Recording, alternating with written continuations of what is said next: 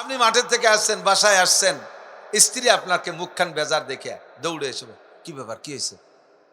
কয় মাঠে গন্ডগোল লাগছে, সে জায়গা পোলাপান আমাকে কেউ ছিল না, মোল্লারা কটা চড় থাপ্পড় দিয়েছে, পিটেন পাটেন। স্ত্রী যদি ভালো হয় তাহলে কি বলবে? বলবে ও কোনো ঘটনা না। পুরুষ মানুষ আজ 2 চড় খাইছেন, কালকে 5টা দিয়ে দিল। এর জন্য মুখ বেজারে বসে তো এদিকে আসেন, দোয়াই মুসাই পরিষ্কার করে গোসল টোসল করে কাপড় চোপড় পরে বলছে আপনি থাকেন, আমি আমার 5টা ভাইরে দাওয়াত দিচ্ছি, আমার ভাইরা আইসে প্রতিশোধ নেবে। কিছু করুক আর না করুক, তাৎক্ষণিকভাবে তার একটা সান্ত্বনা দেয়া। স্বামী খুশি হয়ে গেছে, খুশি হয়ে গেছে। এলো আদর্শ বউ। এ বই এই আদর্শ শিখতে হবে কোন জায়গায়? স্কুল কলেজ কোনো জায়গায় শিখায় না, এই কারখানার মধ্যে শিখায়, এই ইন্ডাস্ট্রিতে শিখায়। আর একজন আইসে মাইটার খাইয়া, বউটা কেমন কয়েছে, কি ব্যাপার মুখ পুলাকা দেশে দুলাই, পারো খালি বাংলায়? মাগিগে সাথে পিঠাকে সাথে তো পারো না, খাইছো দুলাই, এইরমই খাবা। সেদিন আবার চুল উঠে বেলাইছো না, আজকে তোমার দাড়ি ছেড়ছে, এই তো শোধ। এখন যদিও বাইরে পুরুষের সাথে পারে নাই, বোর সাথে তো আর পারতে অসুবিধে নাই। মাজা আইছিল, আইলো লাঠি গুজা, কয় আয় ওই সেকশন তোর পদ্যে যাবে। মায়ের খাইয়াছে বিটাকে কাছে, শ্রদ্ধায় বরপিটি। আমার মায়ের জানাজা আমরা 4 ভাই হাফেজ মৌলানা, মায়ের খাটটা আমরা কাঁধে করে দিছি। আমার মা একজন মূর্খ মানুষ, আমার মা একটা কোরআন পড়নেওয়ালি মা। 4 শুক্রবারে আগে আমার মা একটু হুশ। শুক্রবারে আমি জুমার দিন বলতে, মা আমি জুমার নামাজ পড়াইতে যাই, দোয়া করেন। মা বলতেছে আজ কি বার? ভালো হুশ নেই, কখনো হুশ কখনো। আজ কি বার? আমি বললাম মা শুক্রবার। তাই তোমরা আমারে বলবা না আমি একটু সূরা কাহাফটা পড়তাম? 2 বছর বিছানে পড়া, পোলাপানের মতো প্যাম্পাস পরাই রাখি, মুখে উঠেই খানা খাওয়াই, সব আমরা করি আমার বাচ্চাদের মতো। সেই মা আমারে কয় তোমরা আমারে বলবা না আমি একটু সূরা কাহাফটা পড়তাম? আমি বললাম মা আপনি তো বসতেও পারেন না, দেখি কি পড়তে পারেন? কয় না আমি মুখস্থ পড়বো। তা পড়েন মা। আমার সামনে আল্লাহে আমার মা সূরা কাহাফের শেষ পৃষ্ঠা আমারে মুখস্থ শুনেই বললেন, আমার কি হয়েছে বাপ? আমি কোরআন পড়নেওয়ালি মায়ের সন্তান। আমার মা মারা যাওয়ার পরে আমাদের ছেলে পেলে আমার মায়ের একেবারে সন্তানদের ভিতরে আমার 4 ছেলে হাফেজ, মেয়ে একটা হাফেজ, আমার ভাইয়ের বেটারা হাফেজ, আমার ভাগ্নেরা হাফেজ, তার শাখা প্রশাখা। মাত্র আধা ঘন্টার ভিতরে মাকে পাশে রেখে 1 খতম কোরআন শরীফ পড়ছে, একটা মৌলবী ভাড়া করা লাগে নাই। আমার মাদ্রাসায় তো 300-400 ছেলে, তারা তো কোরআন খতম পড়ছেই। আমি আমার মায়ের সন্তান, হাজারো উলামায়ে কিরামের সাথে পরিচিত। বাংলাদেশে কমপক্ষে 200 মাদ্রাসায় আমার মার, বলিও নাই, এই ফেসবুকে খবর পেয়ে 200 মাদ্রাসায় আমার মায়ের নামে কোরআন খতম করছে। আমার মায়ের ইনকাম, আমার মায়ের ইনকাম, এটা আমার মায়ের ইনকাম। আজকে মাকে দাফন করার সময় আমরা কবরে রাখতেছি, আমাদের ছেলেরা আর ভাগ্নেরা পাশে দাঁড়াইয়া দাফনের শুরু থেকে শেষ হইতে হইতে 1 খতম সূরা ইয়াসিন তিলাওয়াত করে ফেলেছে। আমি বিশ্বাস করি আমাদের এই অবস্থানটা, আমি একটা আল্লাহ ওয়ালি মায়ের সন্তান। আমার মার জীবনে নামাজ কাজা হয় নাই, আমার মার কোনোদিন তাহাজ্জুদ ছোটে নাই, যতদিন মা সুস্থ ছিলেন আমার মার তেলাওয়াত মিস হয় নাই। আমি একটা আল্লাহ ওয়ালি মায়ের সন্তান বিদায় আমার এই অবস্থানটা আমি শুকর আদায় করি। আমাদের পরিবার ভরা আলেম ওলামা, ঠগে নাই কেউ। মনে করবেন মৌলবী হয়েছে তো খয়রাত করে খাও, দুনিয়া কি কামাই করছ? আমার সাথে দুনিয়াও বাড়ি একটা কামাইরে বেশি পারেন নাই। হালাল কামাই করতে গেলে ইনশাল্লাহ আমার সাথে পারবেন না। ওয়াল্লাযীনা উতুল ইলমা দারাজাত, ঈমান এবং ঈমানের সাথে যার ভিতরে আল্লাহ তাআলা ইলম দান করেছেন, জ্ঞান দান করেছেন, শিক্ষা দিয়েছেন, যে লোকটা শিক্ষিত তার মর্যাদা দারাজাত, আরবিতে বলে জমা মুয়ান্নাস সালেম, অর্থাৎ সর্বোচ্চ মর্যাদা আল্লাহ তাআলা শিক্ষিত মানুষকে দিয়েছেন। গল্পে মাঝে মাঝে এরকম পড়ি আর দেখি, সম্ভবত ইমামে গজালি রহমাতুল্লাহ আলাইহির একটা গল্প, একটু এসে গেছে কয়ে যাই। ইমামে গজালি রহমাতুল্লাহ রাত্রে তাহাজ্জুদ গুজার, আর ওই এলাকার একজন সাধারণ পাবলিক ও তাহাজ্জুদ গুজার, দুইজনে আমল করে। তো ওই সাধারণ পাবলিক হুজুরকে কাছে শুনে শুনে আমল করে, লেখাপড়া জানে না, কোরআন হাদিসের এলেম নাই, হুজুরদের কাছে যা শুনে আমল করে। মাশাআল্লাহ ভালো লোক, খারাপ না। আর ইমামে গজালি তো ইমামে গজালি, নাম তো শুনেছেন সবাই। তো ইমাম গজালি রাতের বেলা তাহাজ্জুদ পড়ে 12 তসবির আমলে আছে। এর মধ্যে মিস্টার ইবলিস, কি নাম? হযরত মাওলানা ইবলিস, মিস্টার ইবলিস। সারা পৃথিবীর বর্তমান সময়ের সমস্ত মাওলানার এলেম রে এক জায়গা করলে শয়তানের এলেমের সমান হবে না, তবুও তারে মাওলানা ইবলিস কওয়া যাচ্ছে না, মিস্টার ইবলিস। তো এই মিস্টার ইবলিস ইমাম গজালিরে ধোঁকা দেওয়ার জন্য বাড়ির ভিতরে ঢুইকা ঘরের বাইরে থেকে বলতেছে, আবিল বাইতে গজালি খুব মিষ্টি ভাষায় এমন একটা নতুন কণ্ঠ তৈরি করছে যা দুনিয়ায় ইমাম গজালি কোনোদিন শোনে নাই। একটা মজার কণ্ঠ দিয়ে আফিল বাইতে গজালি, আফিল বাইতে গজালি, খুব মিষ্টি সুরে। বাসায় কি গজালি আছেন? তো ইমাম গজালি কান খাড়া করে শুনে যে একটা অপূর্ব নতুন কণ্ঠ। উনি জিকির বন্ধ করে দেও, জি আমি বাড়ি আছি। মানান্তা, আপনি এত রাত্রে কে? তো উনি বলতেছে আনা রব্বুকা, আমি তোমার রব, আমি তোমার আল্লাহ। ইমাম গজালি বলে ঘটনা কি? আপনি আল্লাহ এ জায়গা কে? তো আল্লাহ বলতেছে যে তোমার জিকির, তোমার ইবাদত, তোমার তাহাজ্জুদ, তোমার খুশু খুজু, তোমার মুরাকাবায় আমি আরশে আজিমে থাকতে পারি নাই। তোমারে নেয়ার জন্য জান্নাত থেকে বুরাক নিয়ে আইছি, তোমারে মেরাজ করানোর জন্য। তো ইমাম গজালি বলছে, জি আল্লাহ দাঁড়ান আসতেছি। কয় নাই যে আমি এখন চেয়ার দিচ্ছি ওই জায়গায় বসেন, জি আল্লাহ দাঁড়ান আমি আসতেছি। আল্লাহরে দাঁড়ায় ধুইয়া তাকের পর ওনার কুড়া লাঠি, এই কুড়া লাঠি নিয়ে পিছনে লুকায় নিয়ে যাইয়া লাভ দিয়ে আল্লাহরে দমাদম বাড়ি। আল্লাহর বেটা আল্লাহ, তোর চামড়া চুলি ফেলাই দেবো। লাউলাহু মা খালাকাল আফলাকা খালিকুহা লাউলাহু মা খারাজাল ইনসানু মিন আদামি। যেই নবীরে না বানাইলে আমার মতো লক্ষ কোটি গাজালিকে আল্লাহ বানাইতেন না। যেই নবীকে না বানাইলে আসমান জমিন বানাইতেন না। সেই নবীকে নেওয়ার জন্য আল্লাহ নিজে আসলো না, জিবরাইল আর বুরাককে যে পাঠাই দিল। আর আল্লাহর বেটা আল্লাহ, তুই আমারে নিতে আইছিস জান্নাত থেকে, তোর চামড়া চুলিয়ে ফেলাই দেবো। দমাদম দুই বাড়ি দিতি না দিতি দৌড়ই সাইডে কয়, তুই আজকে এলেমের জোরে বাঁচিয়ে গেলি। ইমাম গজালি কয়, এটাও তুই যার সময় ধোকা দিয়ে যাচ্ছিস, আমি এলেমের জোরে বাঁচি না। এটাও একটা কৌশলী ধোকা, আমি এলেমের জোরে বাঁচি নাই, আমাকে আমার আল্লাহ বাঁচাইছে তাই বাঁচছি। কথা কন। আজকে দুই অক্ষর লেখাপড়া জানি বিদায় বাঁচিয়ে গেলাম, এ কথাটা শিরকি কথা। অনেকে কয় না, আজকে এই আসে বিদায় বেঁচে গেলাম, আজকে ওই আসে বিদায় বেঁচে গেলাম, আজকে দুই অক্ষর লেখাপড়া জানি তার কারণে বেঁচে গেলাম, এলেম কালাম লা থাকলে ধরা পড়িয়ে যাইতাম। এ কথাটা একটা শিরকি কথা। বাঁচায় কে? শয়তানের চাইতে বড় আলেম খুঁজে পাওয়া বর্তমান সময় বড় কঠিন। কাজে ওর হাতের থেকে বাঁচতে আমার মতো খুঁজে এলেম দ্বারা সম্ভব না। আমার এই এলেমের মধ্যে ধোঁকা দিয়ে ফেলে, এলেমের মধ্যে আমলের মধ্যে আমার ধোঁকা দিয়ে ফেলে, আমি টের পাই না। তো ওই জায়গাতে মায়ের খাইয়া চিন্তা হলো যে বনিয়াদমের কাছে মায়ের খাবো, এই মায়ের শোধ না দিয়ে যাব না। তো কোন জায়গা যাবে শোধ দিতি? যাইতে যাইতে দে ওই গ্রামের শেষ প্রান্তে আর এক বুড়ো সাধারণ পাবলিক, সে ওই ইবাদত করতেছে। আফিল বাইতে ফুলান, আফিল বাইতে ফুলান, বাসায় কি অমুক আসো? কয় জি আসি। কে? কয় আনা রব্বুকা, আমি তোমার রব। জি আল্লাহ কেন? কয় আমি তোমার জিকির ফিকির তাহাজ্জুদ দেশটা খাওয়াবেন চাষতে মুগ্ধ হইয়া, তোমার বুরাক আবার ধ্যানে পাগল হইয়া আমি আরশে আজিমে থাকতে পারিনি, তোমার জন্য জান্নাতি বুরাক নিয়ে চলে এসেছি। আল্লাহু আকবার। তো জি আল্লাহ আসতেছি। উনি বেশ গোছ গাছ করে একটু আতটা, আল্লাহ যখন আইছে আল্লাহর সাথে তো যাতে হবে, এভাবে যে পোশাক আছে যাওয়া যায় না। একটু সাজিয়ে গুজে জি আল্লাহ দাঁড়ান, আমি পাগড়ি টাগড়ি পরে আসি। কায়দায় রে সাজিয়ে গুজে পাগড়ি টাগড়ি পইরা গেছে, যাই দেখে যে কার গোয়ালিতে যেন গাদা একটা খুললে বুরাক বানায় নিয়ে এসে। চোর শয়তান গাদা একটা খুলে এনে কয়, এই যে বুরাক আল্লাহ সুফি সাহেব ওঠেন। তো যদি গাদার মতো দেখা যায় অন্ধকারে তুমি টের পাচ্ছ না, বসো, আমি তোমার জন্য গাধা নিয়ে আসতে গেছি, বসো। এবার গাদার পিটি বসাইয়া দৌড় শুরু করছে, ধুমসা দৌড়। প্রথম দৌড়ি পাগড়ি খুলে গেছে, কয় আল্লাহ পাগড়ি খুলে গেছে, কোটা থাক, জান্নাতির পাগড়ি পরানো হবে। এরপরে জামা খুলে গেছে, কয় আল্লাহ জামা নাই, কয় থাক, আলাদা জামা দেওয়া হবে। এরপরে বেত বাগানের কাটার মধ্যে দিয়ে দৌড়াচ্ছে, আল্লাহ যে লুঙ্গিও খুলে গেছে, ওটা থাক। পুরো আগাগুড়া খুলে ল্যাংটা হয়ে বেলাইছে, উনি যাচ্ছে আর সে আজিমে। সারা গা কাটায় ছিঁড়ে ভুড়ে ফাঁকা নাকা হইয়া সারা রাত ভরে দৌড়াইয়া লাস্টে ওই সুফি সাহেবের বাড়ির গোয়ালির নিচে যে গোবর গাদা, এই গোবর গাদার মধ্যে মাজার সমান, এই সময় ফজরের আজান দিয়ে দেয়, আজান শুনে তো শয়তান থাকতে পারে না, ওই গোবরের মধ্যে মাজার সমান ডাবাইয়া উনার ঘরের থেকে কালা আড়ি একটা মাথার পর দিয়ে, ওদিকে তো পুরো ন্যাংটা দিয়ে দাঁড় করে রাখছে। আল্লাহ কোন জায়গায় আসলাম? কয় তো সিদরাতুল মুনতাহায় আসছো, থাকো, এরপরে আমি ফেরেশতা পাঠাচ্ছি, তুমি আরশে আজিমে যাবা। তো দাঁড় করে তুই শয়তান ভাগিয়ে সাইরিয়া এর মধ্যে ফজরে আজান দেশে বুড়ি উঠে বুড়োরে খুঁজে পায় না, ঘুষতি ঘুষতি ঘুষতি ঘুষতি গোয়াল ঘরের নিচে দেয় যে মানুষ একটা দাঁড়ানো, বুড়ি আচমকা একে এখানে। তো বুড়ো কয় কথা বলে না, আমি সিদরাতুল মুনতাহায়। বুড়ি কয় তুমি সিদরাতুল মুনতাহায়, তুমি গবরাতুল মুনতাহায় আইছো। আল্লাহু আকবার, আল্লাহু আকবার। ফকিহুন মুতাওয়াররি, ফকিহুন আলিমুন মুতাওয়াররিউন আশাদ্দু আলা শাইতান মিন আলফি আবিদিন।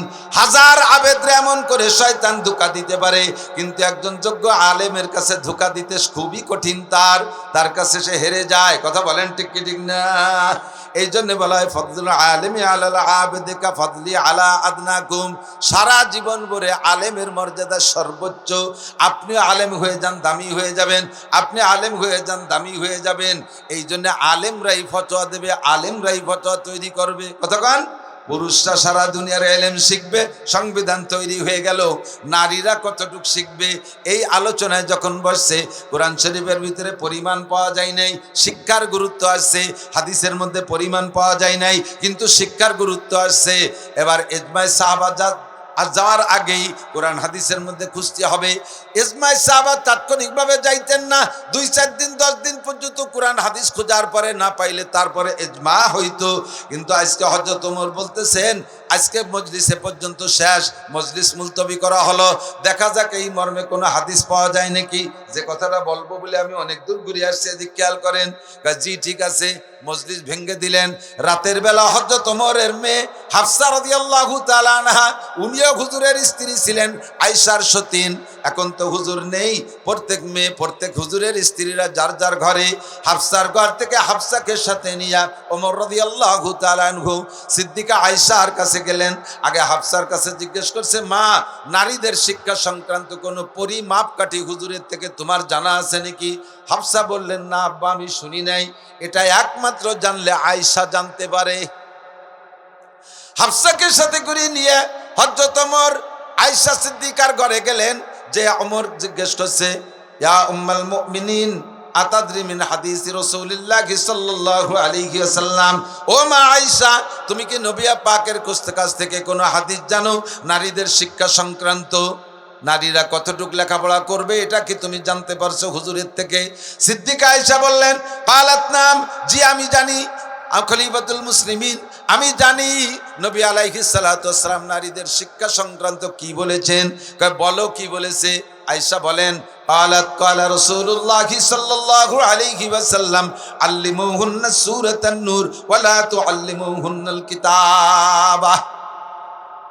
হুজুর বলেছেন নারীদেরকে সূরা নূর শিক্ষা দাও, পর্দার আয়াত শিক্ষা দাও, কোরআন শিক্ষা দাও, তিলাওয়াত করা শিক্ষা দাও, শুদ্ধ করে কোরআন পড়াও, তাদেরকে কোরআনের তরজমা পড়াও, তাদেরকে হাদিসের তরজমা পড়াও, বিশেষ করে সূরা নূর শিক্ষা দাও। সূরা নূরের মধ্যে নারীদের পর্দা সংক্রান্ত বেশি আলোচনা, নারীদের পর্দা শিক্ষা দাও। কেন হুজুর এটার পর গুরুত্ব দিলেন? হুজুর বলেন, মা তারাকতু বাদি ফিতনাতান আদাররা আলার রিজালি মিনান নিসা, আমার উম্মতের পুরুষকে ফিতনা থেকে বাঁচার জন্য আমি আল্লাহ পাকের কাছে দোয়া করে হাজারো দোয়া কবুল করাইছি। আমার উম্মতের পুরুষদেরকে আল্লাহ এই ফিতনার থেকে বাঁচায় রেখো, ওই ফিতনার থেকে বাঁচায় রেখো, এই ফিতনার থেকে বাঁচায় রেখো।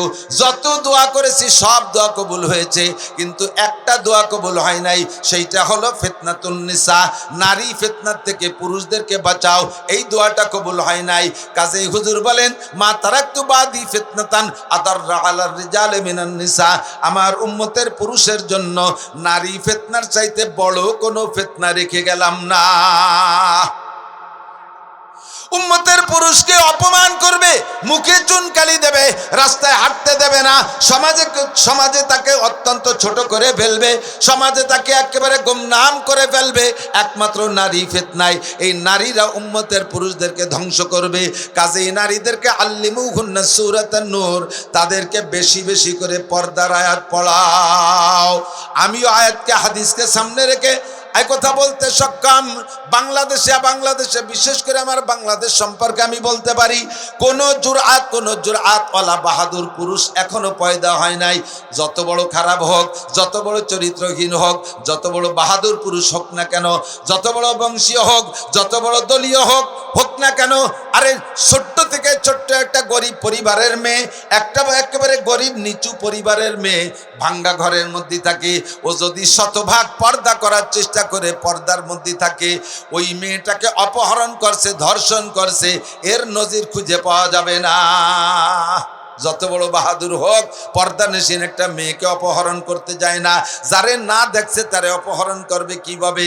কাজী নারীরা যদি শতভাগ পর্দার মধ্যে থাকে তাহলে তারা অপহরিতা হবে না, ধর্ষিতা হবে না, তারা ইফটিজিং এর শিকার হবে না। কথা বলেন ঠিক কি ঠিক না? আর ইফটিজিং এর শিকার হয়, ধর্ষিতা হয়, অপহরিতা হয়, চিন্তায় হয়ে যাচ্ছে, শ্লীলতা নষ্ট হচ্ছে কোন নারীদের? যেই নারীরা নিজেদেরকে সমাজে এলিয়ে দেশে ওপেনে ঘোরাফেরা করে, এই সকল নারীরাই বিপদের সম্মুখীন। কাজেই নারীরা যদি শতভাগ পর্দা করে কোনো পুরুষ তাদেরকে উত্ত্যক্ত করবে না, কোনো পুরুষ উত্ত্যক্ত করবে না। উন্ডাই ফিল্ড তৈরি করে দিচ্ছে। আমার মুরব্বী বাবারা সাক্ষী দেন, যারা 80, 70, 80 বছর বয়স যারা হয়েছেন বা 60, 65 হয়েছে তারাও বলতে পারবেন। আপনাদের আমাদের মা চাচিরা ছোটবেলায় যাদেরকে দেখেছেন তারা কিভাবে যাইতেন, এক বাড়ি থেকে আর এক বাড়ি যাইতে গেলে মশারি টানাইয়া, মহরম পুরুষটা মশারির কেনি ধরতো, ওই মশারির ভিতরে লুকাইয়া এই বাড়ির থেকে ও বাড়ি যাইতেন। কতক্ষণ? বোরকা ছিল কেমন? এমন বোরকা পরতো যে বোরকার মধ্যে মানুষ আছে না, খালি বোরকা হেঁটে যাচ্ছে, টের পাওয়া যাইতো না। ঢিলা ঢালা বোরকা, বোরকার কোনো রং নাই, বোরকার কোনো ফ্যাশন নাই, বোরকায় এম্বয়ডারি নাই, বোরকায় আয়রন নাই, বরঞ্চ বোরকারে সোডা দিয়ে খারে দিয়ে দিয়ে কুকরি মুকরি বানাতো। কারণ বোরকা হলো এমনই একটা পোশাক যার ভিতরে মহিলারা থাকলে ওই বোরকার রং খারাপ হওয়ার কারণে কোনো পুরুষ তার দিক তাকাবে না। কি একটা পোশাক, কি একটা বুনু হাতি হেঁটে যাচ্ছে, এই বেশকি মাইরা তার দিক তাকাবে না। আর এখনকার বোরকা, বোরকার আকর্ষণে আরো আকর্ষণ করে, ঠিক না? এক জায়গায় চুম্বক লোহা রাখলে টুকরো লোহা যদি আসতে পারতে থাকে, চুম্বকে যেমন ওই টুকরো লোহারে টেনে নিয়ে যায়, কোনো মহিলা যদি বোরকা পরে রাস্তায় যে হাঁটে, এই টুকরো চুম্বক পোলাপান, লোহা পোলাপান, এই চুম্বকে লোহা পোলাপানের টাইনে তার দিকে আগ্রহ।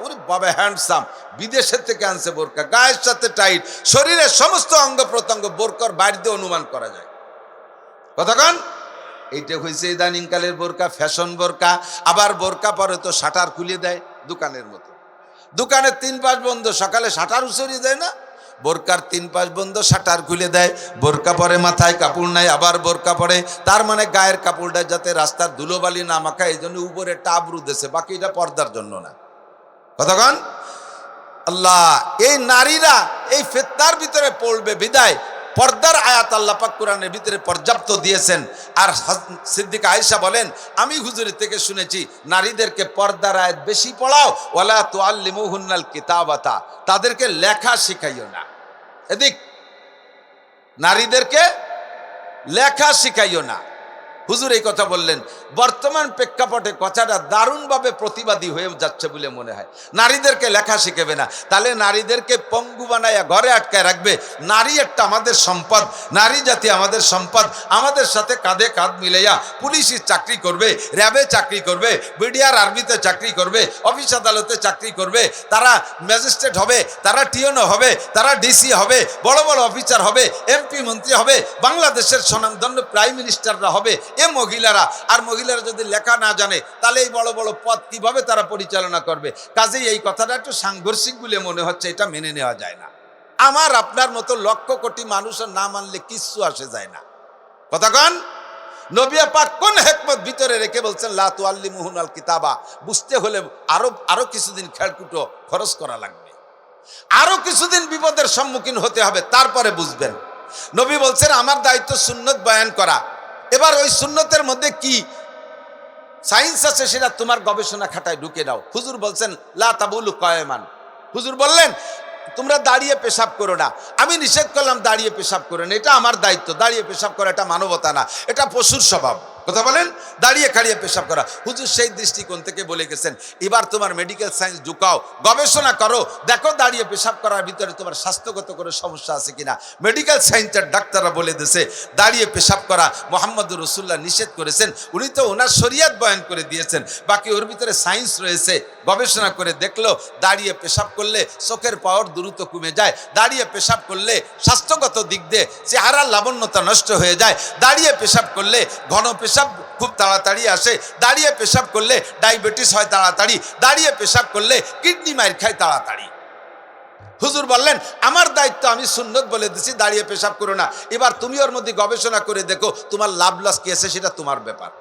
হুজুর বললেন দাড়ি কাইটো না, দাড়ি কেটো না, কচ্ছু সার বা ওয়াফুল লোহা, মস্তে ছোট করো, দাড়িরে বড় করো, এটা আমার সুন্নত বয়ান করার দরকার বলছি। এবার তোমার গবেষণা তুমি করো, ওর মধ্যে দেখো তোমার সায়েন্স আর তোমার স্বাস্থ্যের সাথে কোনো সম্পর্ক আছে কিনা। মেডিকেল সায়েন্স আলাদা এবার গবেষণা করে দেখলো দাড়ি যত কাটে বেশি তত পাকে তাড়াতাড়ি। 1 নম্বর মাইল কথা কন। দাড়ি কাটছেন কি জন্য? নিজেকে ইয়াং রাখার জন্য, তাই তো নাকি বলেন? চাচা হবেন না, জীবন ভরে খোকা থাকবেন।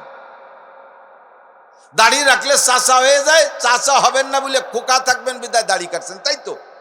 হঠাৎ করে একদিন দাড়ি কাটতে কাটতে বহুকাল খোকা রইছেন, হঠাৎ করে কোন ইসলামী সংগঠনের সাথে যোগ দিয়েছেন, তারা বললো আর দাড়ি কাটা যাবে না। চরমুনার পীরের কাছে মুরিদ হয়েছেন, বললেন দাড়ি কাটা যাবে না। তবলিগে গেছেন, তারা বলে দিল দাড়ি কাটা যাবে না। এতদিন তো দাড়ি কেটে কেটে খোকা রইছেন, যখন দাড়ি কাটা যাবে না বলে ইমান তৈরি করছেন, দাড়ি কাটা রাখা শুরু করছেন। রাখা শুরু করার সাথে সাথেই দেখেন চাচা হওয়ার সুযোগ পান নাই, 1 চোটে দাদা, ডবল প্রমোশন। কোন ফাঁকে ভিতরে ভিতরে পাইকে গেছে টের পান নাই। তো দাড়ি কাটবেন যত বেশি, পাকবে তত তাড়াতাড়ি। দাড়ি কাটার এর ক্রিয়া, এর অ্যাকশন যৌন পাওয়ারের উপরে, সেক্স পাওয়ারের উপরে পর্যন্ত যে পড়ে, এটা মেডিকেল সায়েন্সের গবেষণা। নবী বলছেন দাড়ি কাটো না। এবার তোমার সায়েন্স মিলাই দেখো ওর মধ্যে লাভ লস কি আছে। কতক্ষণ হুজুর আলাইহিস সালাতু ওয়াস সালামের যত সুন্নাত, প্রত্যেকটা সুন্নাতের ভিতরে অসংখ্য ফায়দা। কাজেই হুজুর বলেছেন তোমার কার যুক্তিতে মিললো আর না মিললো কিচ্ছু আসে যায় না, আমি এর ভিতরে বিশাল রুমুজ আর গোপন ভেদ রেখেছি। ওয়ালা তুআল্লিমুহুন্নাল কিতাবাতা, নারীদেরকে লেখা শেখাইও না। কেন বললেন? কারণ নারীরা যদি লেখা শেখে তাকসুরুন নিসা, কিয়ামতের আগে তাকিল্লুর রিজাল তাকসুরুন নিসা, নারী বেড়ে যাবে, পুরুষ কমে যাবে। নারী বেড়ে যাবে, পুরুষ কমে যাবে। আজকেই দেখেন, দেখা তো সম্ভব না, দেখবেনও না। আপনারা এখানে পুরুষ যে কয়জন আসছেন, এর থেকে 10 গুণ বেশি হয়েছে মহিলা। আল্লাহর ফজলে মহিলাদের বর্তমান প্রোটেকশন খুব ভালো। পিরাই বাড়ি 4টে মাইয়ে 1টা ছেলে, 5টা মাইয়ে 1টা ছেলে, 7টা মাইয়ে 1টা ছেলে। এ পিরাই বাড়ি 2-1টা বেশ কম থাকতে পারে। আমাকে বাড়ি আবার ওই ঝামেলা না, আমার 5 ছেলে 2 মেয়ে। তো বেশিরভাগ এক ক্লিনিকের মালিক বলতেছে, হুজুর এই কয়দিনে আমার হাসপাতালে 30টে বাচ্চা ডেলিভারি করাইছি, তার ভিতরে 3টে ছেলে 27টে মাইয়ে। 1500 বছর আগে বিশ্বনবী বলে গেছেন তাকিল্লু রিজাল তাকসুরুন নিসা।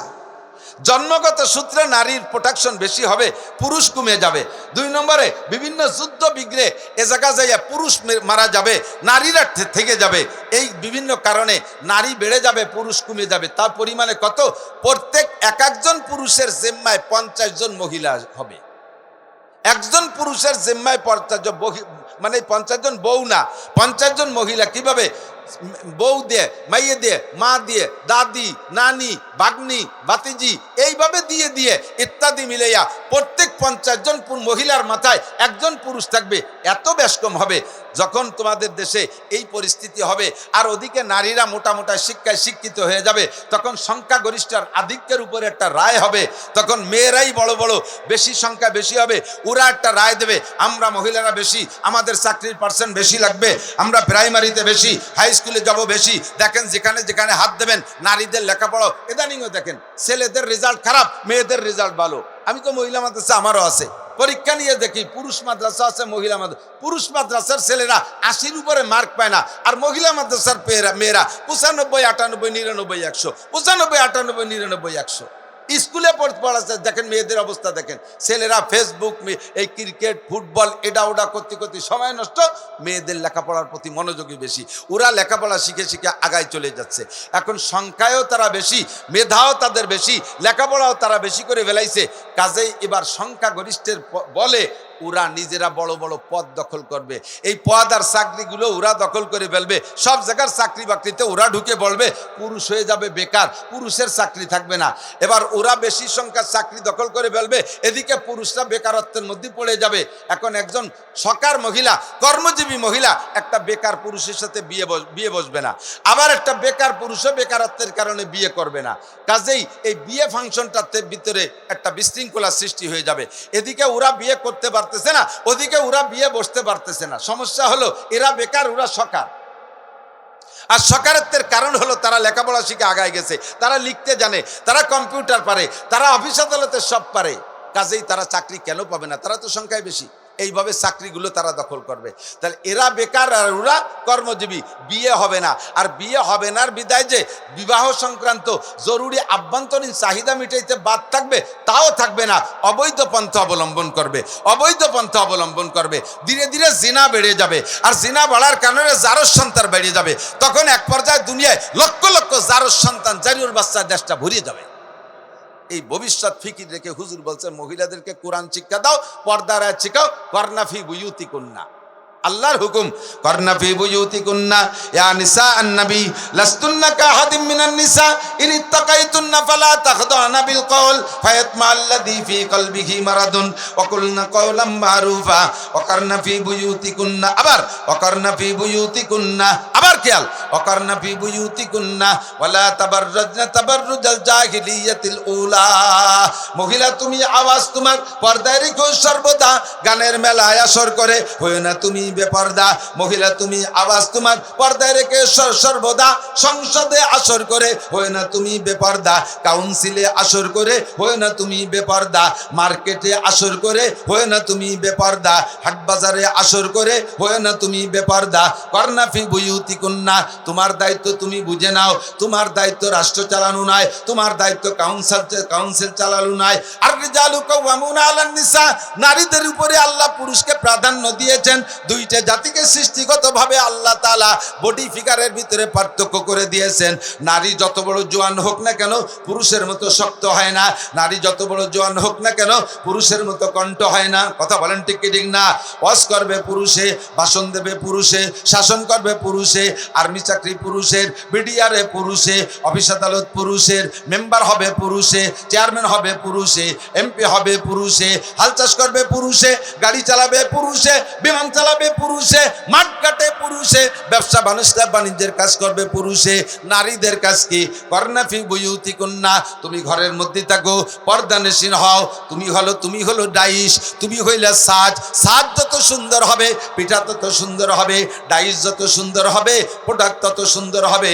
তুমি নারীরা ঘরের মধ্যে থাকবা, তুমি হইলা ডাইশ। তুমি মা যত ভালো হবা, সন্তানের সন্তান তত ভালো হবে, সন্তান তত ভালো হবে। মা যদি আল্লাহওয়ালি হয়, ওই আল্লাহওয়ালি সন্তানের মায়ের সন্তান যদি একজন বিসিএস ক্যাডার হয়, তাহলে আপনাদের এই যশোরের কৃতি সন্তান, আমাদের গোপালগঞ্জে কিছুদিন আগে ডিসি ছিলেন জনাব ডিসি কামরুজ্জামান সাহেব, আল্লাহর বান্দা, রাতের বেলা তার তাহাজ্জুদ কাজা নাই, এত বড় লম্বা দাড়ি, 20-30-50 কিলোমিটার দূরে যাইয়া এক মাদ্রাসায় ফজরের নামাজ পড়তেন, মাদ্রাসা মসজিদের দিকে সবচাইতে অগ্রাধিকার দিতেন, আলেম উলামাকে নিয়ে বৈশা ডিস্ট্রিক্ট পরিচালনার পরামর্শ করতেন। সকালবেলা তিলাওয়াত না কইরা ঘর থেকে বাসার থেকে বের হইতেন না, দস্তারখানা ছাড়া কখনো খানা খাইতেন না। খুঁজে দেখেন যে ডিসি কামরুজ্জামান সাহেবের মা অবশ্যই আল্লাহওয়ালি, অবশ্যই একজন পর্দানশীল মা। মা যদি ভালো হয় সন্তান ভালো হয়, মা যদি উগ্র হয় সন্তান উগ্র হয়। মা হবে মমতাজ, সন্তান হবে আব্দুল কাদের জিলানী।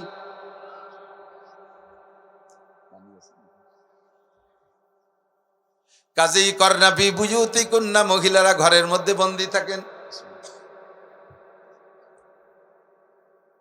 আগে একদিন আমার কাছে একটা পোস্টার আইছে, এদিক একটা পোস্টার আসছে, যে পোস্টারে দেখি মুফাসসির মানে তাফসীর মাহফিল হবে, এভাবে মাইক দিয়ে মাইক টাইক সব সাজানো, সব প্যান্ডেলের ছবি আইছে। তাফসীর করবেন মুফাসসিরে কুদাল লতিফা বেগম। যেই মহিলার পায়ের আওয়াজ কোরআন শরীফের ভিতরে পড়ে দেখেন, মহিলার পায়ের আওয়াজ বাড়ির চার দেওয়ালের মধ্যে যে হাঁটবে, তাও পায়ের আওয়াজ যেন জোরে না হয়, শব্দ যেন ওয়ালটপকায় বাহিরে পুরুষের কানে না যায়। মহিলার ভিতরে শরীরটা এত স্লোভাবে রাখবে যাতে শরীরের জাকুনিতে অলঙ্কারের জনজনানি যেন ওয়ালটপকায় বাহিরে পুরুষের কানে না যায়, এত তার পর্দার অর্ডার। আর সেই মহিলা মাইকে জাকানাকা বয়ান করবেন, মুফাসসির তাফসীর করবেন। দেশে মুফাসসিরের অভাব। প্রত্যেক দিন 5000 বক্তা, বাংলাদেশের পুরুষ বক্তা ডেলি, আমাদের জরিপ বক্তারা তো আমাদের বক্তাদের হিসাব আছে, 5000 বক্তা ডেলি ওয়াজ করতেছে, 5000 বক্তা বাংলার জমিনে। আর প্রত্যেক বক্তা ডেলি মিনিমাম 2টা করে মাহফিল করে, তাহলে 5000 দুগুণে 10,000 মাহফিল ডেলি হচ্ছে সর্বনিম্ন। আবার কেউ কেউ 3-4-5টা করে, আমার যেমন 3-4-5টাও বেশি যায়, আজও 4 দিয়ে। আমরা এত বক্তারা মাঠে ওয়াজ করতেছি, এরপরও ওয়াজ বাকি থেকে যাচ্ছে। তাই মুফাসসিরে কুদাল লতিফা বেগম আগে রাস্তায় ওই যে সরকার মাটি কাটার জন্য মিটিকে ব্যবহার করতো না, ওই জায়গা কোদালের কাজে ছিল। এখন সরকারটা বন্ধ করে দিচ্ছে, এখন তফসিরি চলে এসেছে, যে নাম মুফাসসিরে কুদাল লতিফা বেগম। কত বড় ঘৃণিত কথা! যেখানে নবী আলাইহিস সালাম ওই কথা বলতে যে সরিয়ে চলে আসছি। আপনি কতটুকু এলেমের অধিকারী? সিদ্দিকা আয়েশার মতো আলেমা ঘরে, যে আয়েশা রাদিয়াল্লাহু তাআলা আনহার পরামর্শ সাপেক্ষে নারীদের শিক্ষানীতি সংবিধান তৈরি হয়, যেই আয়েশার কাছে এলেম আবু বকর শেখে, যেই আয়েশার কাছ থেকে অজানা এলেম ওমর শেখে, সাহাবায়ে কিরামরা শেখে, সেই আয়েশাকে হুজুর সে সময় বললেন না, ও আয়েশা, বিটিরা যেহেতু আমার কাছে ওয়াজ শুনতে চাচ্ছে, তা তুমি একটু যাও, জিদ্দা যাই একটু ওয়াজ করে আসো, তায়েব যাই একটু তুমি বিটিকে নিয়ে একটা মাহফিল করে আসো, তুমি একটু জুবাইল যাও, তুমি একটু খায়বার যাও, তুমি একটু খন্দক যাও। কোন জায়গায় আয়েশা ফাতেমা খাদিজারে পাঠাইলেন না। হুজুর বললেন, কন্যা ফি বুয়ুতুকুন্না, তোমরা বাড়িতে রুটি বানাও, আমি ওয়াজ করে আসি, ওয়াজটা আমি করে আসি, তোমার ঘরের মধ্যে কেউ আসলে তারে তুমি পড়াইও, তোমার যাওয়া লাগবে না। হুজুর আলাইহিস সালাতু ওয়াস সালাম সাহাবায়ে কিরামদেরকে নিয়ে বিভিন্ন পয়েন্টে পয়েন্টে নারীদের জমা কইরা তারপরে সেখানে বয়ান করছেন। তা তবুও সেই বক্তা সংকটকালে, এখন তো বক্তা সংকট না, এক বাংলাদেশে ৫-১০ হাজার বক্তা, এবং প্রত্যেক মসজিদের ইমাম খতিব সাহেবরা বক্তা, দাওয়াত ও তাবলীগের মধ্যে বক্তা, শত শত উলামায়ে কিরাম পীর মাশায়েখ বক্তা। এর ভিতরেও আমাদের দেশে বক্তা সংকটে পড়ছে, মহিলা বক্তা দিয়ে ওয়াজ করাতে হবে। সাথে সাথে আমরা উলামায়ে কিরাম আর একটা কুপ্রথা চালু করছি, অনুমতি দিছি। আপনাদের পাবলিকের কোনো দোষ না, আপনাদের আমরা যে যেভাবে বুঝিয়ে নিতে পারি, ভেড়ার ফালের মতো যে কটা তাড়াই নিয়ে যেতে পারি, আপনাকে ভেড়ার ফালের মতো ভাই আমরা তাড়াই নিয়ে যাচ্ছি, আপনাদের দোষ না। উলামায়ে কিরাম এই জায়গা প্রজেক্টর ব্যবহার করায়, উলামায়ে কিরাম প্রজেক্টর ব্যবহার করায়। এখানে প্রজেক্টর মেশিন দিয়ে মহিলাদের ভিতরে একটা পর্দা দিয়ে দিয়েছে, ওই জায়গা দেখে আছে না? কয় কি এগুলো কেন করা হলো? কয় যে ওটা মহিলারা দাবি করছে, টাকা তো উনরাই বেশি দিছে, অজের টাকা উনরাই বেশি দিচ্ছে, তা কইছে বক্তার মুখ না দেখতে পেলে অর্চনী তৃপ্তি পাওয়া যায় না। এই জন্য ওয়াজ শোনা, মুখ দেখে বয়ান শুনবে বিদায় তাদের রিকোয়েস্টে পর্দা দিয়ে দিয়েছে, ওয়াজ শুনতেছে। খেয়াল করেন, এ পর্যন্ত শেষ না। এই জায়গায় একটা মেশিন দিয়ে মহিলাদের ভিতরে পর্দায় প্রজেক্টরে আমার ছবি দেখাচ্ছে, মাঝে মাঝে ক্যামেরা ঘুরে, আপনারাও কারা কারা আসছেন ঘুরে এক নজর দেখায়, ঠিক না? এইটারে আপনি কিভাবে জায়েজ বললেন? যদি এইটারে জায়েজ বলেন, তাহলে পর্দার ব্যাপারে সেম, কুল্লিল মুমিনিন ইয়াগুদ্দু মিন আবসারিহিম, পুরুষদেরকে বলে দেন চোখ নিচু রাখবে, ওয়াকুল্লিল মুমিনাত, নারীদেরকে বলে দেন ইয়াগুদ্দু মিন আবসারিহিন্না, তারাও যেন পর পুরুষের চেহারা না দেখে। আজকে আমরা মহিলাদেরকে পর্দায় দিয়ে ঘিরে দিছি, আমরা তাদেরকে দেখতেছি না, ঠিক? Thank you, welcome. কিন্তু আমরা এই জায়গায় যারা বসে আছি, আমাদের ছবিটা মহিলাদেরকে দেখানো হবে। আর মুফতি সাহেব বয়ান করবেন, উনি নিজেই বলেন যে হ্যাঁ, মা বোনরা আমাকে অনেক লাইক করে, আমার কাছে ফোনও করে, ওনারা আমাকে খুব লাইক করে, খুব লাইক করে। তো ওরা আমরাকে দেখতে চেয়েছে, অনেক আপা অনেক মা খালারা আমার কাছে ফোনও দিয়েছে, হুজুর আপনি কি একটু লাইভে একটু কি কয় প্রজেক্টর ব্যবস্থা করাতে পারেন, আমরা একটু আপনাকে দেখে দেখে বয়ান শুনতাম। এই মহিলাদের রিকোয়েস্টে উনি অনুমতি দিচ্ছে। তাহলে যদি এইটা জায়েজ হয়, ওই জায়গাটা মেশিন দেন, এই জায়গাটা পর্দা দেন, কোন কোন বিটি রাইছে আমরাও দেখবো। কতক্ষণ কে ফতোয়া দেবেন যে এটা জায়েজ? আছেন কেউ? প্রজেক্টর ভক্ত যারা আছে তারা বলেন জায়েজ আছে, ওই জায়গা মেশিন দিয়ে এখানে পর্দা দেওয়া হবে, ওই জায়গা কোন কোন মহিলা আছে আমরা দেখবো। যদি বলেন না এটা জায়েজ নাই, তাহলে তাদেরকে যদি আমরা দেখতে না পারি, তা আমাদেরকে তারা দেখবে, এটা জায়েজের ফতোয়া দিলেন কিভাবে? কতক্ষণ আপনি একটা প্রশ্ন ভিতরে গুড় গুড় করতেছে, আমি জানি। এই যে ইউটিউবে ওয়াজ করে, এটা শোনে কে? এও তো মহিলারা দেখে দেখে শোনে। আমার এই ইউটিউবের অনুমতি তাদের জন্য নয়। আমি পুরুষ মানুষ রাস্তায় যাব, আমি পুরুষ মানুষ হাটে ঘাটে যাব, আমি পুরুষ মানুষ ওপেনে ঘুরবো, কোন মহিলা যদি ঘরের কোনায় দিয়ে ফাঁক দিয়ে আমারে দেখে, এইটার জন্য কি আমি রাস্তায় বোরকা পরে চলবো? কতক্ষণ তুমি বিটি দেখো কে আমারে? তুমি বেড়ার ফুটোই দিয়ে আমারে দেখবা কে? আমি বেটা মানুষ, আমি তো কাছাই দিয়ে ঘুরিয়ে বেড়াবো, আমার একটু বারে কাদার ভিতরে যে প্যাক দিতে হবে, ধান লাগাতে হবে। আরে এই জায়গা যদি আমি যুব্য গাইতে বসে, তা তুমি ধান তুমি লাগাই দেবা। আমি পুরুষ হাটে যাব, আমি রাস্তায় যাব, তুমি আমারে দেখবা কে? আমি ইউটিউবের ওয়াজের অনুমতি দিছি সারা দুনিয়ার পুরুষের জন্য, তুমি মহিলা দেখবা কেন? তুমি আওয়াজ শোনো, তুমি দেখবা না। কথা বোঝেন? আমি এই জন্য ইউটিউবের অনুমতি দিছি, বাকি প্রজেক্টরের অনুমতি দেব না। এটা ডাইরেক্ট দেখতে একজন বলতেছে যে হুজুর আমি প্রজেক্টরের পর সেই দিন থেকে আমার প্রজেক্টরের বয়ান আমার বউরে নেই না। উনি বলতেছেন, আল্লাহ আমার কাছে বলতেছে, কোন দিন থেকে? আমি প্রজেক্টরের বক্তার ওয়াজ শুনে গেছি, যার পরে বউ আমারে বলতেছে যে কৌদি তুমি তো সামনে বসে শুনছো, হুজুরির দাঁত কিরম? তা কয় যে আমি তো 40-50 হাত দূরে ছিলাম, ছোট ছোট দাঁত, ওই কি আমি টের পাইছি নাকি? কয় যে আমি দেখছি হুজুরের দাঁত একটু এলোমেলো আছে। তা তুমি টের পালি কি রে? তোমরা তো অরিজিনাল হুজুর দেখছো একটু, আর আমাদের সামনে যে হুজুর তার দাঁত একটা খেজুর গাছের মতো মোটা। এই দাঁত আগা গুড়া কোনটা কোন জায়গায় ব্যাগ করে সব আমি দেখছি। তো এবার কইলি তাহলে আর তোমার ওই গরু কেনার মতো, গরু কিনতে গেলে দাঁত দেখে কেনে না? তাই মহিলাকে ওয়াজ শুনতে এসে না গরু কিনতে এসে, হুজুরির দাঁত দেখে গেছে। তোমার আর এই দাঁত দেখা ওয়াজ আর শুনতে কোনোদিন নেব না। মহাবিপদ। তো যা বলতে চাইছি, সিদ্দিকা আয়েশা রাদিয়াল্লাহু তাআলা আনহা এত বড় আলেমা হওয়ার পরে কোনো জায়গায় ওয়াজ করতে গেলেন না, ওয়াজ হুজুরই করলেন, ওয়াজ সাহাবায়ে কিরামই করলেন। নারীরা শিখবে কেন? নারী সংক্রান্ত অনেক জরুরি গোপন মাসালা আছে, তারা সরাসরি কোরআন হাদিস থেকে শিখবে। যে মাসালাগুলো আমরা ওপেন ফিল্ডে বলতে পারি না, যে মাসালাগুলো আপনাদের এখানে বলে দিতে পারি না, অথচ মাসালাগুলো মহিলাদের দরকার। আবার মহিলাদেরকে পড়ানোর সময় সেগুলো অত খুলিয়ে ভাঙ্গায় বলাও লজ্জার ব্যাপার। এজন্য মহিলারা যদি কোরআন হাদিস পড়া শেখে তাহলে নিজেদের এই জরুরি মাসালাগুলো, পাক পবিত্রতার হাজারো মাসালা আছে, তুহুরে মুতাখাল্লালা, আমরা সরে বেকার ভিতরে পড়াই লম্বা টাইম ধরে, তুহুরে মুতাখাল্লালা, এই বিষয়টা আপনাদের কাছে বলতেও লজ্জা লাগবে আর বলতে সময় লাগবে, বুঝবেন না। এই তুহুরে মুতাখাল্লালা সংক্রান্ত মাসালা মহিলারা না জানা থাকার কারণে হাজার হাজার মহিলাদের নামাজ রোজা এই সমস্তগুলো তাদের নষ্ট হয়ে যাচ্ছে। পবিত্র সম্পর্কে তারা জানতেছে না। মহিলার রমজান মাসে মাসিকের কারণে রোজা তিন দিন নাপাক হয়েছে, 3 দিন রক্তক্ষরণ হয়েছে, এই 3 দিন রোজা তার রাখা নিষেধ, রাখলো না। এই 3 দিনের পরে আরো 2-3 দিন ঠেলতে নিয়ে চলে যায়, রোজা রাখে না। এখন যদি জাননেওয়ালা ওই বাড়ির কেউ বলে তোমার কি শরীর পাক হইনি আইজু, আর কতদিন রোজা থাকবো না? কয় যে শরীর রক্ত তো বন্ধ হয়েছে, সাবান নাই, সুটা নাই, রোজা রাখতে পারতেছে না কিসির অভাবে? সাবান সুটার অভাবে। তার মানে সাবান যে সেহেরি খাবে, সুটাই দিয়ে ইফতার করবে।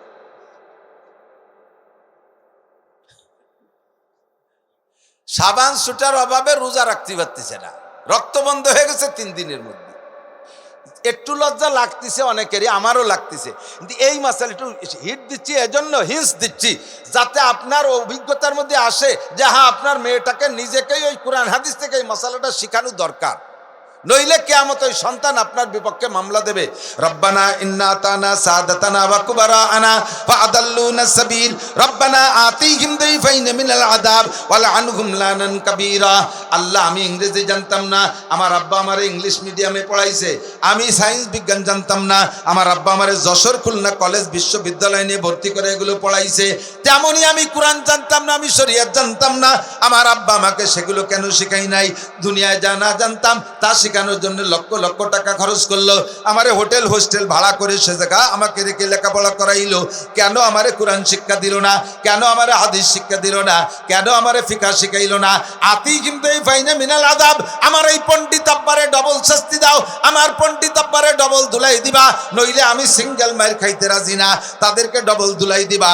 আর আমার সামনে এনে দাও আরিনাল্লাযাইনি আদাল্লানা মিনাল জিন্নি ওয়াল ইনস, আমারে যেই সমস্ত মুরব্বীরা জিন আর ইনসানদের মধ্য থেকে, জিনরা জিনদের পর অভিযোগ, আর মানুষ মা বাবার উপরে অভিযোগ করবে, যারা আমারে গুমরা করেছে আমি তাদেরকে এক নজর দেখব। আল্লাহকে তুমি তাকে এই জায়গা দিয়ে লাভ কি? তারা তাকে জেলখানায় ভুগতেছে, তারা সেখানে থাকবে, তোমারটাই তুমি পড়ো, তোমার আবার তাকে দেখার কি? কয় না আমি একটু দেখবো। কয় দেখে কি করবি আগে ক, তারপরে দেখাবো। কয় না যে আলহুমা তাহতা আকদামিনা, পায়ের নিচে ফেলাইয়া একটু পালাবো পরাণ বইয়ে। তারা যে তোর আব্বা মা, কয় তাতে কি হবে?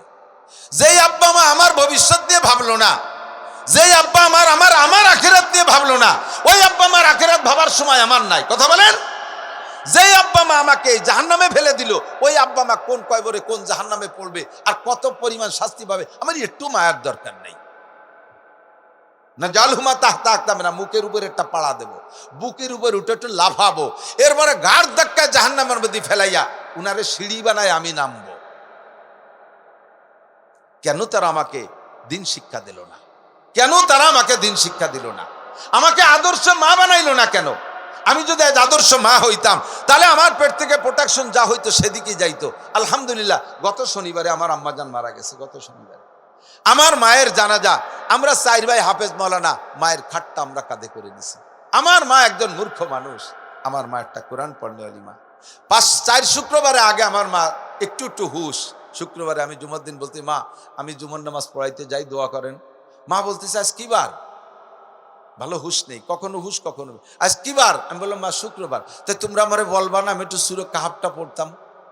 2 বছর বিছানে পড়া, পোলাপানের মতো প্যাম্পাস পরাই রাখি, মুখে উঠেই খানা খাওয়াই, সব আমরা করি আমার বাচ্চাদের মতো। সেই মা আমারে কয় তোমরা আমারে বলবা না আমি একটু সূরা কাহাফটা পড়তাম? আমি বললাম মা আপনি তো বসতেও পারেন না, দেখি কি পড়তে পারেন? কয় না আমি মুখস্থ পড়বো। তা পড়েন মা। আমার সামনে আল্লাহে আমার মা সূরা কাহাফের শেষ পৃষ্ঠা আমারে মুখস্থ শুনেই বললেন, আমার কি হয়েছে বাপ? আমি কোরআন পড়নেওয়ালি মায়ের সন্তান।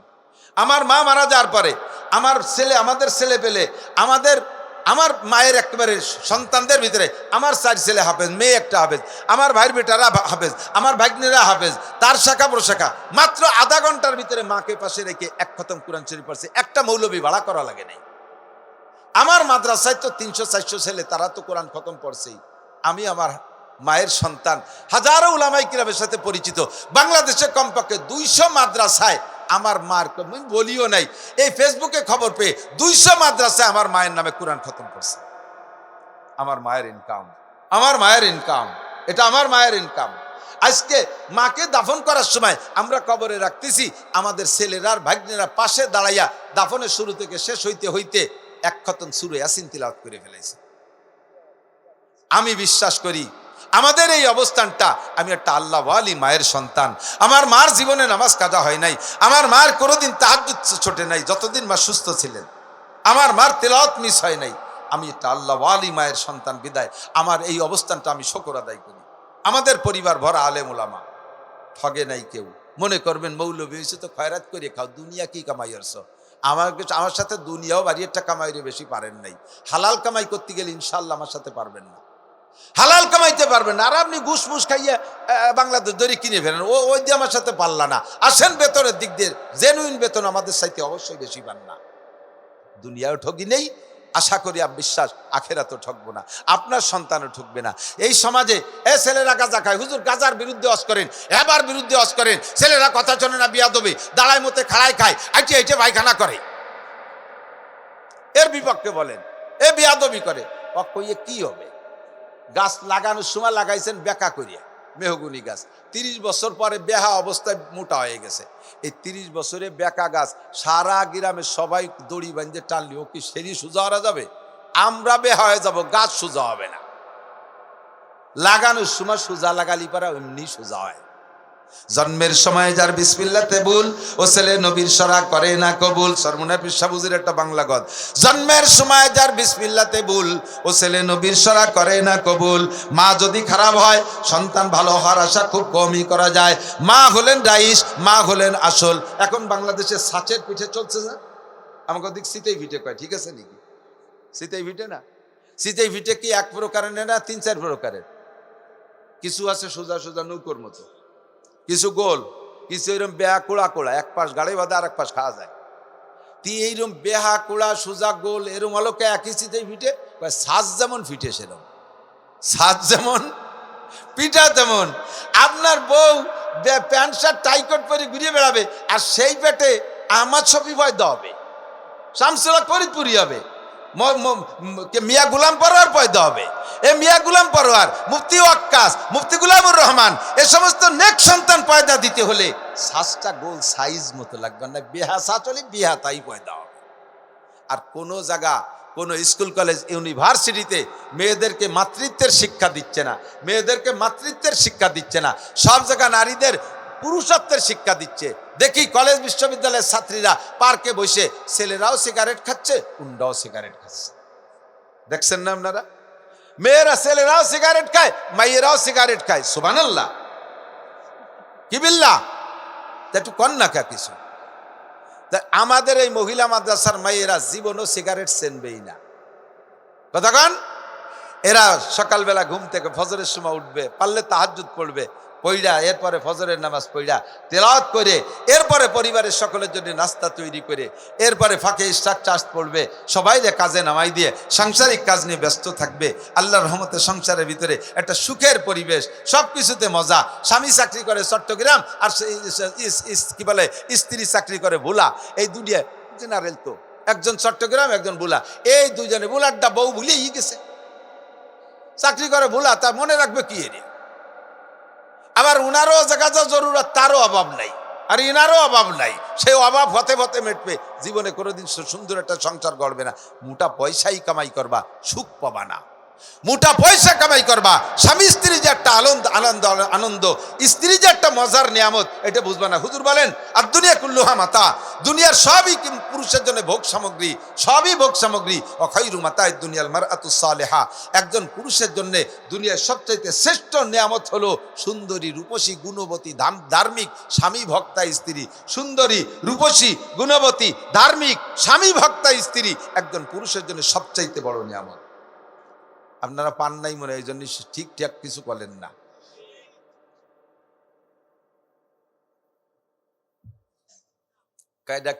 কি পাইছেন তা তো যার যার খবর সেই জানি।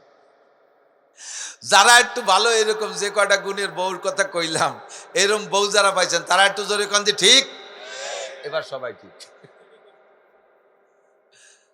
বাস্তবেই কিন্তু তাই, ঠিক না? আপনি মাঠের থেকে আসছেন, বাসায় আসছেন, স্ত্রী আপনাকে মুখখান বেজার দেখে দৌড়ে এসে, কি ব্যাপার, কি হয়েছে? কয় মাঠে গন্ডগোল লাগছে, সে জায়গা পোলাপান আমাকে কেউ ছিল না, মোল্লারা কটা চর থাপ্পড় দিয়েছে, পিটেন পাটেন। স্ত্রী যদি ভালো হয় তাহলে কি বলবে? বলবে ও কোনো ঘটনা না। পুরুষ মানুষ আজ 2 চর খাইছেন, কালকে 5টা দিয়ে দিল, এর জন্য মুখ বেজারে বসে তো। এদিকে আসেন, দোয়াই মুসাই পরিষ্কার করে গোসল টোসল করে কাপড় চোপড় পরে বলছে, আপনি থাকেন, আমি আমার 5টা ভাইরে দাওয়াত দিচ্ছি, আমার ভাইরা এসে প্রতিশোধ নেবে। কিছু করুক আর না করুক, তাৎক্ষণিকভাবে তার একটা সান্ত্বনা দেয়া। স্বামী খুশি হয়ে গেছে, খুশি হয়ে গেছে। এলো আদর্শ বউ। এ বই, এই আদর্শ শিখতে হবে কোন জায়গায়? স্কুল কলেজ কোনো জায়গায় শিখায় না, এই কারখানার মধ্যে শিখায়, এই ইন্ডাস্ট্রিতে শিখায়। আর একজন আইসে মাইটার খাইয়া, বউটা কেমন কাজে, কি ব্যাপার, মুখ পুলাকা, দেশে দুলাই পারো খালি বাংলায়, মাগিগের সাথে পিতাকের সাথে তো পারো না, খাইছো দুলাই, এইরমই খাবা। সেদিন আমার চুল উঠে বেলাইছো না, আজকে তোমার দাড়ি ছেড়ছে, এই তো শোধ। এখন যদিও বাইরে পুরুষের সাথে পারে নাই, বোর সাথে তো আর পারতে অসুবিধে নাই। মাজা আইছিল, আইলো লাঠি গুজা, কয় আয় ওই সেকশন তোর পাইতে যাবে, মায়ের খাইয়াছে বিটাকে কাছে, শ্রদ্ধায় বরপিটি। এই যে হজবরালার উল্টো পাল্টা, এটা তো ওই একই কারণে, ধর্ম শিক্ষা জ্ঞান না থাকা আর না থাকার পার্থক্য। কথা বলেন ঠিক না? এই জন্য আল্লাহ বলেন, হে নবী, উম্মতের কাছে জিজ্ঞাসা করেন, শিক্ষিত আর অশিক্ষিত কোনোদিন সমান হতে পারে কিনা, জাননেওয়ালা না জাননেওয়ালা কোনোদিন সমান হতে পারে কিনা। যেমন কুল হাল্লাস্তাবিল আমা ওয়াল বাসির, চক্ষুওয়ালার অন্ধ, অন্ধ আর চক্ষুওয়ালা লোক যেমন সমান হতে পারে না। কুল হাল্লাস্তাবিল হাই ওয়াল মাইয়িত, জীবিত আর মরা মানুষ যেমন সমান হতে পারে না, তেমনি শিক্ষিত আর মূর্খ সমান হতে পারে না। এবার শিক্ষিত কাকে বলে? সারা দুনিয়ার সর্বশ্রেষ্ঠ সার্টিফিকেটের অধিকারী ছিল তৎকালীন মিস্টার আবু জাহেল, নাম ছিল আমর ইবনে হিশাম, উপাধি ছিল আবুল হেকাম, আরবের গভর্নর ছিল, সৌদি আরবের গভর্নর ছিল এই আমর ইবনে হিশাম, নাম তার, উপাধি ছিল আবুল হেকাম। জ্ঞানীদের পিতা বিদ্যাসাগর। দুনিয়ার যত সার্টিফিকেট তৎকালীন সম্ভব সবই তার ছিল, কিন্তু ছিল না শুধু কোরআনের সার্টিফিকেট। নবী পাকের জবান দিয়ে আল্লাহর পক্ষ থেকে বেরিয়ে আসলো, তোমার সব সার্টিফিকেট এক পাশে থাক, যেহেতু তোমার কোরআনের সার্টিফিকেট নাই, কাজেই তুমি আজকে থেকে আবুল হেকাম না, তুমি এখন থেকে আবু জাহেল, তুমি মূর্খদের বাবা, তুমি মূর্খদের গডফাদার। তোর মতো জাহেল আর মূর্খ নাই, তুই আন্তর্জাতিক খ্যাতিসম্পন্ন জাহেল। কিয়ামত পর্যন্ত মানুষ থেকে আবু জাহেল বলে চিনবে। আবুল হেকাম তোর উপাধি আর থাকবে না, মুছে যাবে। তোর নাম যে আমর ইবনে হিশাম এটাও মানুষ জানবে না, মানুষ তোকে আবু জাহেল হিসেবে চিনবে। কথা বলেন ঠিক কি ঠিক না? নাই শুধু কোরআনের সার্টিফিকেট, ডাক্তারি সার্টিফিকেট ছিল, ইঞ্জিনিয়ারিং সার্টিফিকেট ছিল, পলিটিশিয়ান সার্টিফিকেট ছিল, ল সার্টিফিকেট ছিল, সব সার্টিফিকেট থাকা সত্ত্বেও নাই শুধু কোরআনের সার্টিফিকেট, তাই তার নাম আবু জাহেল। সেম কোয়ালিটি দোস্ত, আপনি যতই জানেন না কেন, জেনারেল যত বড় শিক্ষিত হন না কেন, আপনি কোরআন জানেন না তো আপনি ওই কাতারের একজন হয়ে যেতে পারেন। একটু ছোট্ট একটা কথা বলে শেষ করে দেবো, আজানের শব্দ কইছে, আমারও ব্যস্ততা অনেক, এদিক তাকান। এক শিক্ষিত ভদ্রলোক, আগের বইতে মুরব্বীরা পড়েছেন, আমি সেটাই একটু পুনরাবৃত্তি করছি। আমি বইতে পড়ি নাই, ভাইরা পড়তো বড়রা, আমি তাই শুনিয়ে মুখস্থ রয়েছে। ছোটবেলায় যা শুনতাম মনে থাকতো, ব্রেন ছিল ভালো। ওই এক শিক্ষিত পণ্ডিত, উনি নদী পার হয়ে উপার যাবে, তো খেয়াঘাটে আইসা ওই পণ্ডিত লোক পাণ্ডিত্যের সাথে খেয়াল আরে উপার এতে ডাকতে, খেয়াল আবার উপার বসে বিড়ি খাচ্ছে, তো এবার এতে ডাকতেছে, ও হে কর্ণধর তরি তরে তরাও, ও হে কর্ণধর তরি তরে তরাও। কর্ণধরের সাতায়তা বোঝে না। কর্ণধর মানে যে খেয়াল আর তাতেও জানে না, কর্ণধর মানে কান ধরা আলা মনে। ও তা শোনে, উনি মনে কোন কান ধরে কিনা বসে রয়েছে তারে কইতে। তরি মানে যে নৌকার, তর মানে কিনারে, তরাও মানে কাঁচাও, এত তার শেষা জানে না। ও বসে বসে বিড়ি খাইয়েই যাচ্ছে। এই পাশের এক কৃষক এসে, মুরব্বী আপনি কি বলতেছেন, কি আপনার উদ্দেশ্য কি? আমাকে উপহার দিতে হবে, কর্ণধর তরি তরাচ্ছে নয়। ওইভাবে ডাকলে হবে না, আমি খেয়ে এনে দিছি। আমাকে বেটা হোক, উপার বসে তোর বাপের এই হচ্ছিস, তাড়াতাড়ি এই যে বেটারা বসে রয়েছে বাংলা মারি দিস, তাড়াতাড়ি খেয়া নিয়ে চলে এসে। এই লোক যে কি ব্যাপার, এত ভালো হইলি করলাম তারপরেও আসলো না, আর এই বকানি দিয়ে খেয়ে আনতে, তাতে আমি জানি না। আসার পরে উঠছে খেয়ায়, খেয়ায় উঠার পরে কদ্দুর যাওয়ার পরে বলতেছে, ও হে কর্ণধর তুমি কি বাংলা লেখাপড়া জানো? স্যার বাংলা যদি দুই এক লাইন জানতাম তাহলে কি খেয়া বাইয়ে বেড়ায় নাকি, তো কমপক্ষে খুলনা মিলি যাই একটু হেল্প পারিয়ে রেখা। তুমি বাংলা জানো না বাঙালি, তাহলে তোমার জীবনে চাইরা নাই মিশিয়ে। মানে চিনতে পড়ে গেল, একদিন তুই কেউ কইনি, আমার এই সার্টিফিকেট তো কেউ দিইনি, আমার জীবনে বলে চাইরে না মিশিয়ে। চুপ করে রয়েছে, আল্লাহর সামনে না বাড়ে। কদ্দুর যে বলতে, ও হে কর্ণধর তুমি কি অঙ্ক হিসাব জানো? স্যার তাও যদি জানতাম, তবুও তো একটু অন্য কাজ করি। আপনি কি শুরু করলেন, পার হওয়ার দরকার হন্দি, চুপ করেন। তাহলে তোমার জীবনের আটা নাই মিশিয়ে, আগে চাইরে না পরে এই দেওয়ার চাইরে না, আটা নাই মিশিয়ে। ও চুপ করে রয়েছে, আল্লাহ আর আটা না আছে এর মধ্যে আতনা দেয়। কদ্দুর আগে হয়েছে বলছে, ও হে কর্ণধর তুমি কি ইংরেজি লেখাপড়া জানো? কয় স্যার আমার গোষ্ঠীতে ওকে ইংরেজিতে আলিফও জানে না। কি শুরু করলেন, আপনার পার হওয়ার দরকার তাই হন। তাহলে তোমার জীবনের 12 আনাই মনে আছে না, মুরব্বীরা পড়ছেন না? 4 আনা 8 আনা 12 আনাই মিশিয়া। ও চুপ করে রয়েছে, আল্লাহ তবুও তো 4 আনা আছে। একটু আগাইয়া ছাড়ছে আকাশে বিশাল মেঘ, তুমুল ঝড়। এখন খেয়াল, এতক্ষণ খরার মধ্যে খেয়ে বেড়েছে, আকাশে মেঘ হয়েছে, একটু ঠান্ডা হয়েছে, ও বইটে স্লো করে দিছে। এখন ওই ভদ্রলোক বলতেছে, ও হে কর্ণধর আকাশে মেঘ করেছে, নৌকা দ্রুত বাও, উপার পার করো। এখন বলতেন, না স্যার এতক্ষণ খরার মধ্যে দিয়ে বাইরে বেড়াইছেন, একটু মেঘ হয়েছে, একটু আস্তে আস্তে যাই, নৌকা নদীর মধ্যে থাক কিছুক্ষণ, ঠান্ডায় ঠান্ডায় একটু ঘুরি। তো উনি বলতেছে, না তুমি তাড়াতাড়ি বাও। এবার খেয়াল আছে, কেন স্যার আপনি সাঁতার জানেন? কারণ নৌকা ডুবে যাবে। তো ডুবে গেলে অসুবিধে কি, আপনি সাঁতার জানেন না? কারণ আমি তো সাঁতার কাটতে জানি না। খেয়ালা সুযোগ পায়, তাহলে তোর জীবন 16 নাই মিশিয়া। আমি তো বাংলায় যাই এটাই রয়েছি, সাইরে না ছেলো তুই সাঁতার কাটতে জানিস রে, তোর ইংরেজি বাংলা অঙ্ক তোরে খেয়া পারতে পারবে না। কথা কর না কেন? ডুবে মরবি তুই, শীত হয়ে থাকবি তোর পেট খাবে শগুনি, উবুর হয়ে থাকবি তোর ভাষা খাবে কুত্তয়। বাংলা ইংরেজি অঙ্ক তোরে নদী পার করতে পারবে না, তোর জীবন 16 নাই মিশে। কথা কন? Matric pass, IA pass, BA pass, MA pass, doctor, engineer, এসব তুমি 12 আনা পর্যন্ত শেষ। তুমি কোরআন পারো না, তোমার 16 নাই মিশিয়া তুমি পুলসিরাতের নদী পার হইতে পারবা না, ওই নদীর মধ্যে ডুবে মারবা। আর আল্লাহর রহমতে এই 12 আনা যদিও না থাকে, 4 আনা কোরআনের বদৌলতে সব নদী পার হয়ে পার চলে যাবে। ঠিক কিনা?